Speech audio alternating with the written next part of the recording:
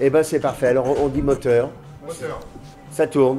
Ça tourne. Alors voilà. Alors explique-moi d'abord qu'est-ce que c'est que Cinestar. Alors l'association Cité Star, c'est une association qui existe depuis 98, parce que ça fait quand même 20 ans qu'on t'invite, tu viens, que tu es membre d'honneur. Et c'est une association qui œuvre pour les enfants battus et défavorisés, et une association qui œuvre aussi pour les enfants atteints de malformations cardiaques et respiratoires. On l'a créé en 98 avec Julien Lorcy, Jean-Pierre Castaldi, Mousse Diouf, qui est maintenant décédé, qui était vice-président. Il y avait Michel Milojevic, Nordine Corici, moi, Richard Boringer et Luis Fernandez. C'était des gens connus. Et du coup, après, moi, en tant que footballeur, j'ai ramené plein de footballeurs. L'autre comédien, il a ramené des comédiens. Et tu faisais des matchs de football. Voilà, on faisait des matchs de foot avec des vedettes, mélanger toutes les vedettes. On fait un arbre de Noël chaque année où on ramène, comment dire, beaucoup, d'enfants défavorisés. On leur offre un cadeau et les stars font une séance de dédicace et photos. Et après, on va tous au cirque regarder le spectacle avec les enfants. Et chaque été, on fait partir les enfants en vacances pendant 15 jours, les plus démunis, ceux qui n'ont pas les moyens de partir en vacances. Et tu les fais partir où? On les fait partir à Saint-Jean-de-Mont et la l'île Dorée. Et en fait, depuis 20 ans, à ton avis, quelle est la somme d'enfants qui a pu profiter de cette action de bienfaisance? Chaque année, on s'occupe à peu près de 495 enfants défavorisés de 6 à 12 ans. Et aujourd'hui, on est déjà à 1353 enfants qu'on a gérés, depuis 20 ans. Et que ces enfants sont devenus grands, est-ce qu'ils restent en contact avec l'association? Bien sûr, oui, bien sûr. Il y en a beaucoup qui ont été mariés, qui ont une vraie famille, alors qu'il y en a qui avaient quand même, parce qu'on fait aussi surtout le suivi pédagogique et éducatif des enfants aussi, qui ont des problèmes de réinsertion. On travaille avec la PJJ, Protection judiciaire de la jeunesse. Oui. Donc il y a beaucoup de gamins qui étaient dans une situation très critique au niveau social et qui aujourd'hui sont mariés, ont des enfants, ils viennent nous voir, ils sont contents, ils disent c'est grâce à l'association. Très bien, alors je vais te poser une question. Est-ce que quand tu as commencé cette association de bienfaisance, tu pensais qu'elle aurait autant d'importance ou est-ce que tu as été surpris? Non, je savais qu'elle marcherait bien parce que j'avais beaucoup de personnalités autour de moi et je savais que ça allait prendre et que ça allait marcher. Après, le plus dur, c'était par contre qu'elle perdure pendant 20 ans, toujours... Et comment tu as réussi? Grâce à qui tu as réussi? J'ai réussi grâce à tous les... Ah oui, par tous les artistes qui ont toujours été présents, parce qu'on est la seule association de France qui n'a jamais demandé de subvention, municipale. Et pourquoi tu l'as jamais demandé? Parce qu'à chaque fois qu'on demande, on attend un an et le projet il est déjà fini. Donc du tout, je me suis toujours ouvert auprès des partenaires privés. Les partenaires privés, c'est-à-dire c'est quoi? C'est des partenaires, c'est-à-dire Pizza Hut France, Decathlon France, Adidas France, c'est eux qui donnent l'argent et c'est eux qui subventionnent. Tout cela, donc tu les remercies chaque année? Je les remercie chaque année, ça fait 20 ans qu'on a... Qui te font confiance. Voilà, et ça fait 20 ans. Qu'est-ce que tu te reproches sur les 20 ans? Est-ce qu'il y a des choses que tu n'as pas réalisées, que tu voulais réaliser? Il y a un projet qui nous tenait à cœur depuis les 15 ans de l'association, avec Jean-Pierre Castaldi et beaucoup d'autres, Candelo tout, c'était qu'on crée un centre comme le Secours Populaire et qu'on puisse faire partir les enfants nous-mêmes dans notre propre structure pour les partir en vacances avec Cité Star. Malheureusement, il faut des structures sanitaires, tout ça, c'est compliqué. Nous, on n'avait pas les moyens. Bien sûr, de sécurité. Donc, sécurité, c'est pour ça qu'on fait partir les enfants au travers du Secours Populaire qui, eux, ont les structures. Et c'est la première. Le Secours Populaire a donc été formidable depuis des années. Bien sûr, parce que c'est les premiers en France, c'est les seuls à avoir cette structure-là. Et alors, raconte-nous maintenant la soirée, en quoi elle consiste, en dehors du fait des personnalités qui seront là pour montrer qu'ils te soutiennent depuis tant d'années, mais qui aura à part les personnalités? Ceux qui sont les bienfaiteurs? Alors en fait, il y aura tous les partenaires et tous les partenaires qui ont été là, les 51 partenaires qui ont signé un contrat, qui ont donné l'argent, qui ont monté l'opération, depuis le début. Depuis de cette année seulement. Ah, depuis cette année, c'est-à-dire que tu as eu 51 partenaires cette année depuis le mois de février. D'accord. Et quelle est la position, c'est une de mes dernières questions, mais quelle est la position des médias vis-à-vis de ça? Ils sont très contents. Tu trouves un soutien, une ouverture dans les médias? Raconte-nous. Par exemple, sur Internet et tout, est-ce que tu arrives à te situer un peu là-bas ou est-ce que c'est totalement en parallèle et qu'il faudrait de l'argent pour pouvoir y entrer? Non, on a quand même pas mal de médias qui nous soutiennent parce qu'ils aiment la cause, c'est que toutes les stars se mobilisent pour récolter des fonds pour les enfants. Un exemple pour cette soirée du 18 novembre, le dîner gala spectacle qui va être fait à l'Hôtel Palace vaut 97 634 €. Il a été pris totalement en charge par les partenaires que j'ai trouvés. Et on a réussi à récolter à ce jour 60 000 € de dons pour les enfants. Ce qui va nous faire permettre que le dimanche 6 janvier, on va pouvoir faire venir 150 enfants défavorisés au Cirque Phoenix, où les stars vont venir avec leurs femmes et leurs enfants aussi. Tout le monde va mélanger, on va faire une séance dédicace photo. Et après, on va voir le grand spectacle, le Roi Singe. Et on va pouvoir faire partir au moins 100 enfants, à peu près 100 enfants, 50 au mois de juillet, 50 au mois d'août, l'année prochaine en vacances. Bon, écoute, je te souhaite tout le succès du monde et j'espère que cette soirée sera à la fois, comme toujours, avec quelques discours très, comme tu es toi, c'est-à-dire convaincu, passionné, et je sais pas, on a l'impression que tu as l'air Tu as l'air toujours joyeux de t'occuper de ça, c'est le principal, je te félicite. Merci. Non, mais moi, c'est surtout, je suis joyeux, c'est parce que ça fait tellement longtemps, Francis, qu'on aimerait t'avoir. Et que c'est vrai qu'à chaque fois, malheureusement. Le problème, c'est que tu sais bien que moi, je joue que 4 pièces en même temps, j'écris 3 bouquins et tout. C'est pour ça qu'on est content de t'avoir comme membre d'honneur. Et surtout que tu aies perduré aussi longtemps. Ça prouve que finalement, les motivations du départ étaient là. Et je remercie vraiment tous ces messieurs qui sont là ce soir pour te filmer et pour te soutenir. Voilà. Moi, c'est surtout, on est venu surtout pour te filmer toi, parce que nous, en tant que membre d'honneur de l'association, c'est toi qui nous intéresse d'être là présent. Voilà.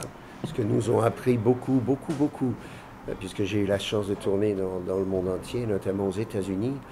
Et ce que les Américains nous ont appris, c'est qu'on ne peut pas mentir.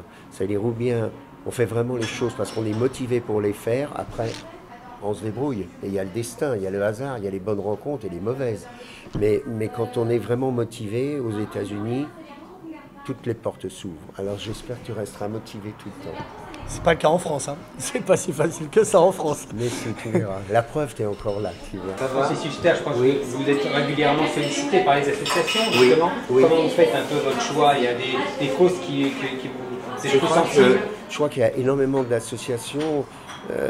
Moi, j'accepte toujours quand je sens que le responsable ou la responsable ou les responsables ont une vraie motivation. Et chez ce garçon, depuis des années, on est beaucoup dans le métier à penser qu'il est motivé pour les bonnes raisons. C'est quoi les bonnes raisons? C'est faire ce que personne d'autre ne peut faire à ta place. Tu vois, il y a des gens qui sont peut-être aussi motivés que lui, bien sûr, et surtout en plus sans avoir les soutiens politiques ou sociaux, ou tu vois, de l'appareil. Il y en a qui même aimeraient être à ta place, mais c'est pour ça que je crois que quand on sent une sorte de feeling de sincérité, ben on est là. Et c'est pour ça qu'il ne faut jamais le trahir. Tu ne le trahiras jamais, ce feeling de sincérité. Non, jamais. Je suis fidèle en amitié et en sincérité. Voilà. Je te félicite. Merci beaucoup. Merci bien. Jean-Marc, la pièce peut-être, non? Oh, la pièce, on est très heureux d'avoir choisi une pièce qui n'est pas seulement une pièce de boulevard, comme Laurent Ruquier en a tant fait, de comédie à succès, mais qui en plus se bat contre l'homophobie, parce que ça devient de plus en plus délicat de traiter ce sujet en France, un peu comme à mon époque, quand j'étais jeune, le racisme. Tu sais, les gens disaient... oui, moi je suis pas raciste, hein, mais bon, si ma fille vient avec un noir, quand même, voilà. Alors les bras en sont tombés. Finalement, il y a l'apartheid en Afrique du Sud, et le fait qu'on ait eu le courage dans le monde sportif d'interdire à la plus grande équipe de rugby du monde de mettre les pieds ailleurs, ça a énormément compté pour en finir avec l'apartheid. Alors aujourd'hui, je sais pas, pour l'homophobie, peut-être qu'il va falloir trouver une équipe de footballeurs qui seront tous homosexuels, hommes ou femmes, et que cette équipe soit la meilleure du monde. À ce moment-là, peut-être qu'on acceptera enfin de comprendre que